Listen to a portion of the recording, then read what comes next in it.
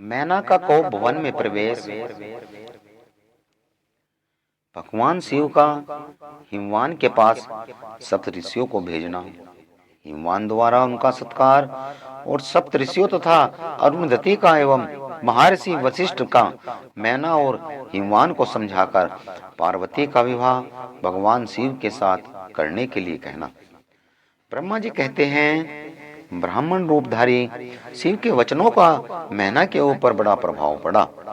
उन्होंने दुखी होकर पति से कहा, हे गिरिराज, इस वैष्णव ब्राह्मण ने शिव जी की जो निंदा की है उसे सुनकर मेरा मन उनकी ओर से खिन्न हो गया है।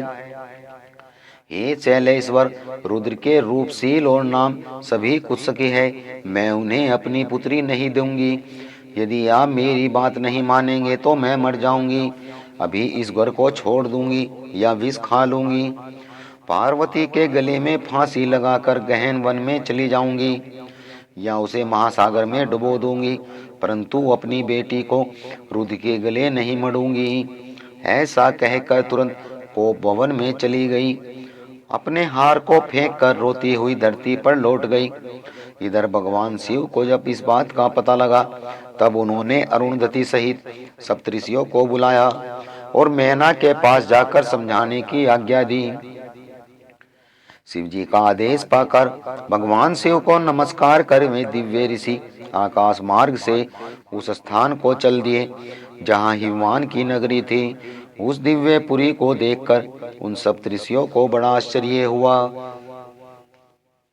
वे हिमाचल पुरी की परस्पर प्रशंसा करते हुए सब ऐश्वर्यों से भूरे भूरे भरे पूरे हिमवान के घर जा पहुंचे। उन सूर्य तुल्य तेजस्वी सातों ऋषियों को दूर से आकाश रास्ते आते हुए हिमवान को बड़ा आश्चर्य हुआ। वे बोले, ये 7 सूर्य तुल्य तेजस्वी मुनि मेरे पास आ रहे हैं, मुझे प्रयत्न पूर्वक इस समय इनकी पूजा करनी चाहिए। सबको सुख देने वाले हम ग्रस्त लोग धन्य हैं, जिनके घर पर ऐसे महात्मा पदार्पण किए करते हैं। इसी समय वे मुनि आकाश से उतरकर पृथ्वी पर खड़े हो गए। उन्हें सामने देखकर हिमवान बड़े आश्चर्य के आदर के साथ आगे बढ़े और हाथ जोड़कर मस्तक झुकाकर सप्तऋषियों को प्रणाम करने के पश्चात बड़े सम्मान के साथ सबकी पूजा की तथा उनके आगे करके मेरा गृहस्थ आज धन्य हो गया है, यह कहकर उन्हें बैठने के लिए भक्ति पूर्वक आसन दिया। जब वे आसनों पर बैठ गए तब उनकी आज्ञा लेकर हिमवान भी बैठ गए। वहां इन ज्योतिर्मय महर्षियों ने इस प्रकार कहा, आज मैं धन्य हूँ, कृतज्ञ हूँ, मेरा जीवन सफल हो गया। मैं लोक में बहुत से तीर्थों की भांति दर्शनीय बन गया, क्योंकि आप जैसे विष्णु रूपी महात्मा मेरे घर पधारे हैं। आप लोग का पूर्ण काम है, हम दीनों के घरों में आपका क्या काम हो सकता है। तथापि मुझ सेवक के योग्य यदि को कार्य हो तो कृपया पूर्वक उसे अवश्य कहे, उसे पूर्ण करने से मेरा जीवन सफल हो जाएगा। ऋषि बोले, हे शैलराज, भगवान शिव को जगत का पिता कहा गया है और शिवा जगत माता मानी गई है, अतः तुम्हें महात्मा शंकर को अपनी कन्या दे देनी चाहिए। ये हिमालय, ऐसा करके तुम्हारा जन्म सफल हो जाएगा तथा तुम जगत गुरु के भी गुरु हो जाओगे, इसमें कोई आश्चर्य नहीं है। मुनीश्वर सप्तऋषियों का यह वचन सुनकर हिमवान ने दोनों हाथ जोड़कर उन्हें प्रणाम किया और फिर इस प्रकार बोले, हे मुनीश्वरों, हे सप्तऋषियों, आप लोगों ने जो बात कही है उसे शिव की इच्छा से मैंने पहले ही मान रखा है, किंतु हे प्रभो, इन दोनों एक वैष्णव धर्मी ब्राह्मण ने आकर भगवान शिव के प्रति प्रसन्नता पूर्वक बहुत सी उल्टी सीधी बातें बताई।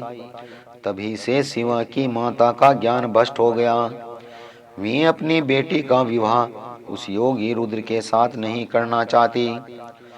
ब्राह्मणों, वे बड़ा हट करके मैले कपड़े पहनकर को भवन में चली गई हैं और समझाने पर भी समझ नहीं रही है। मैं भी उस वैष्णव ब्राह्मण की बात सुनकर ज्ञान भ्रष्ट हो गया हूँ। आपसे मैं सच कहता हूँ, भिक्षु रूपधारी महेश्वर की बेटी, महेश्वर को बेटी देने की मेरी भी इच्छा नहीं है।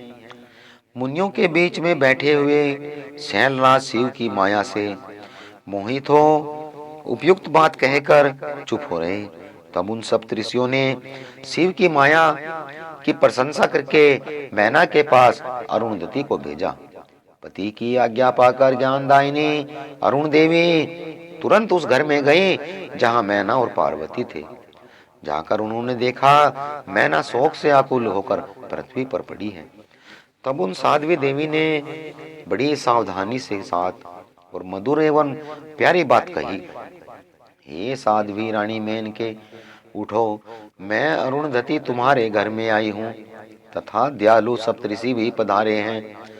अरुणधति का वह स्वर सुनकर मेनका शीघ्र उठ गई और लक्ष्मी जैसे तेजस्वी उन पवित्रता देवी के चरणों में मस्तक रखकर बोली, अहो हम पुण्य जन्मा जीवों को आज यह पुण्य का फल प्राप्त हुआ है। हमारे घर में जगत सृष्टा ब्रह्मा जी की पुत्र वधु और महर्षि वशिष्ठ की पत्नी पधारी है। हे देवी, आप किस लिए आई हो यह मुझे बताइए। मैं और मेरी पुत्री आपकी दासी के समान हैं, आप हम पर कृपा कीजिए।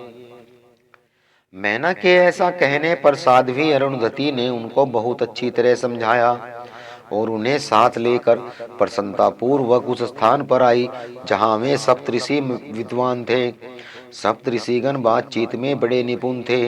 उन सब ने भगवान शिव के युगल चरणाविंदों को स्मरण करके शैलराज को समझाना आरंभ किया। हे शैलेंद्र, हमारा शुभ कारक वचन सुनो। तुम पार्वती का विवाह शिव के साथ कर दो और संहार करता रुद्र के से शुरू हो जाओ। शंभु सर्वेश्वर है, वे किसी से याचना नहीं करते। स्वयं ब्रह्मा जी ने भी तारकासुर के विनाश के लिए एक उत्तम वीर पुत्र उत्पन्न करने के उद्देश्य को लेकर भगवान शिव से यह प्रार्थना की है, वे विवाह कर ले। भगवान शंकर तो योगियों के श्री मुनि हैं, वे विवाह के लिए तैयार नहीं थे। केवल ब्रह्मा जी की प्रार्थना से वे महादेव तुम्हारी कन्या का पाणी ग्रहण करेंगे। तुम्हारी पुत्री ने जब तपस्या की थी उस समय उनके सामने उनसे विवाह की प्रतिज्ञा कर ली। इन्हीं दो कारणों से वे योगी राज शिव विवाह करेंगे।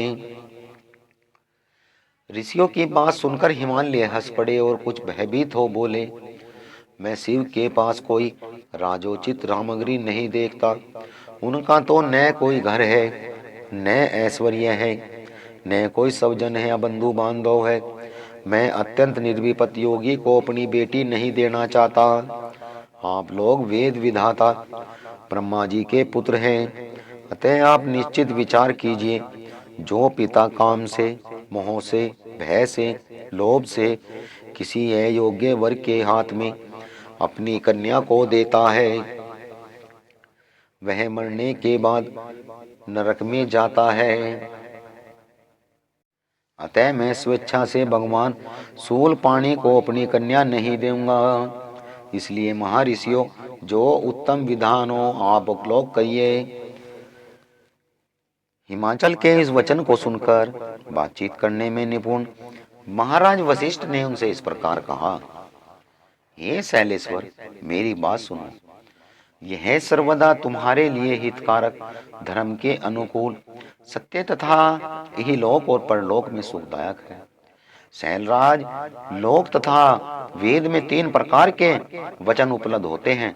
शास्त्र पुरुष अपनी निर्मल ज्ञान दृष्टि से उन सब प्रकार के वचनों को जानते हैं। एक तो वह वचन है जो तत्काल सुनने में बड़ा सुंदर प्रिय लगता है, परंतु पीछे असत्य एवं अहितकारक सिद्ध होगा। ऐसा वचन बुद्धिमान शत्रु कहता है, उससे कभी हित नहीं होता। दूसरा वह है जो आरंभ में अच्छा नहीं लगता, उसे सुनकर अप्रसन्नता होती है, परंतु परिणाम में वह सुख देने वाला होता है। इस तरह वचन कहकर दयालु धर्मशील बंधव जन की कर्तव्य का बोध कराता है। तीसरी श्रेणी का वचन यह है जो सुनते ही अमृत के समान मीठा लगता है और सब काल में सुख देने वाला होता है। सत्य ही उसका सार होता है, इसलिए यह हितकर होता है। ऐसा वचन सबसे श्रेष्ठ तथा सबके लिए अभिष्ट है। हे शैलराज, इस तरह नीति शास्त्र में 3 प्रकार के वचन कहे गए हैं। इन तीनों में से तुम्हें कौन सा वचन अभिष्ट है बताओ, मैं तुम्हारे लिए वैसा ही वचन कहूंगा। भगवान शंकर संपूर्ण देवताओं के स्वामी हैं। उनके पास बाह्य संपत्ति नहीं है। इसका कारण यह है कि उनका चित्त एकमात्र ज्ञान के महासागर में मग्न है। जो ज्ञानानंद स्वरूप और सबके ईश्वर हैं, उन्हें लौकिक बाह्य वस्तुओं की क्या इच्छा। गृहस्थ पुरुष राज्य और संपत्ति से सुशोभित होने वाले वर को अपनी पुत्री देता है, क्योंकि किसी दीन दुखी को कन्या देने से पिता कन्याघाती होता है, उसे कन्या के वध का पाप लगता है। कौन जानता है कि भगवान शंकर दुखी है। कुबेर जिनके किंकर हैं, जो अपनी भूभंग की लीला मात्र से संसार की सृष्टि और संहार करने में समर्थ है, जिन्हें गुणातीत परमात्मा और प्रकृति से परे परमेश्वर कहा गया है। सृष्टि पालन और संहार करने वाली जिनकी त्रिविध मूर्ति ही ब्रह्मा विष्णु और हर नाम धारण करती है, उन्हें कौन निर्धन अथवा दुखी कह सकता है।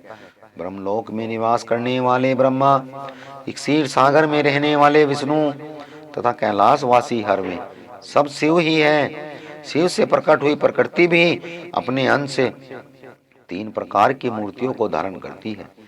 जगत में लीला शक्ति से प्रेरित हो वह अपनी कला से बहुत सा रूप धारण करती है। समस्त वाणमय की अधिष्ठात्री देवी वाणी उनके मुख से प्रकट हुई है और सर्व संपत्ति रूपिणी लक्ष्मी वक्षस्थल से आविर्भूत हुई है। शिवा ने देवताओं के एक तर्थ हुए तेज को अपने को प्रकट किया था और संपूर्ण दानवों का वध करके देवताओं को स्वर्ग की लक्ष्मी प्रदान की थी। देवी शिवा कालांतर में दक्ष पत्नी के उदर से जन्म ले सती नाम से प्रसिद्ध हुई थी और हर को पति रूप में प्राप्त किया था। दक्ष ने स्वयं ही भगवान शिव को अपनी पुत्री दी थी। सती ने पति की निंदा सुनकर योग बल से अपने शरीर को त्याग दिया। अम्य कल्याणमयी सती अब तुम्हारे वीर्य और मैना के गर्भ से प्रकट हुई है। हे शैलराज, ये शिवा जन्म जन्म के शिव की ही पत्नी होती है। प्रत्येक कल्प में बुद्धि रूपा दुर्गा ज्ञानियों की श्रेष्ठ माता होती है। ये सदा सिद्धि दायिनी और सिद्धि रूपणी है। भगवान हर चिंता भस्म के रूप में सती की अस्थि चूर्ण को स्वयं प्रेम पूर्वक अपने अंगों में धारण करते हैं। अतः गिरिराज, तुम स्वेच्छा से अपनी मंगलमयी कन्या को भगवान के हाथ में दे दो। जो स्वयं यदि तुम नहीं दोगे तो वह स्वयं प्रियतम के स्थान में चली जाएगी। देवेश्वर शिव तुम्हारी पुत्री का अनंत क्लेश देखकर ब्राह्मण के रूप में इनकी तपस्या के स्थान पर आए थे और इनके साथ विवाह की प्रतिज्ञा करके इसे आश्वासन और वर देकर आवास स्थान को लौट गए। हे गिरे, पार्वती की प्रार्थना से ही शंभु ने तुम्हारे पास आकर इसके लिए याचना की। अब तुम दोनों ने शिव भक्ति में मन को लगाकर उनकी याचना को स्वीकार कर लिया था। हे गिरीश्वर, बताओ फिर किस कारण से तुम्हारी बुद्धि विपरीत हो गई है। भगवान शिव ने देवताओं की प्रार्थना से प्रभावित होकर हम सब ऋषियों को और अरुणधति देवी को तुम्हारे पास भेजा है। हम तुम्हें यही शिक्षा देते हैं कि तुम पार्वती को रुद्र के हाथ में दे दो।